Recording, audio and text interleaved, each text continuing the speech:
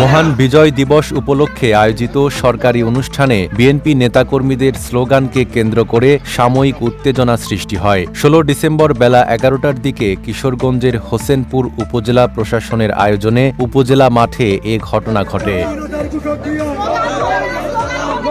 ভিডিওতে দেখা যায় বিএনপি নেতাকর্মীরা মুক্তিযুদ্ধের ঘোষক জিয়া লও লও লও সালাম স্লোগান দিতে দিতে অনুষ্ঠান স্থলে প্রবেশ করছিলেন। এ সময় উপজেলা নির্বাহী কর্মকর্তা কাজী নাহিদ ইভা তাদের বাধা দিয়ে বলেন, সরকারি অনুষ্ঠানে কোনো ধরনের দলীয় স্লোগান দেওয়া যাবে না। ডায়ালগ সুবাসিত টয়লেট ক্লিনার, যার পাওয়ার প্লাস ফর্মুলা টয়লেটের কোনায় কোনায় পৌঁছে 99.99% জীবন ধ্বংস করে।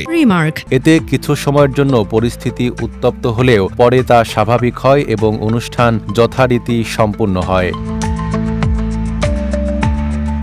এ বিষয়ে বক্তব্য জানতে ইওনোর সরকারি মোবাইল নম্বরে একাধিকবার যোগাযোগের চেষ্টা করা হলেও তিনি ফোন রিসিভ করেননি। এদিকে উপজেলা ছাত্রদলের সাবেক সভাপতি ও উপজেলা যুবদলের যুগ্ম আহ্বায়ক মশিউর রহমান চন্দন দাবি করেন, তারা কোনো দলীয় বা ধানের শীষের স্লোগান দেননি। স্বাধীনতার ঘোষক জিয়াউর রহমানের নামে স্লোগান দেওয়া হয়েছিল। ইওনোর আচরণকে তিনি অনভিপ্রেত বলে মন্তব্য করেন। নাইম আরাবী, ঢাকা পোস্ট।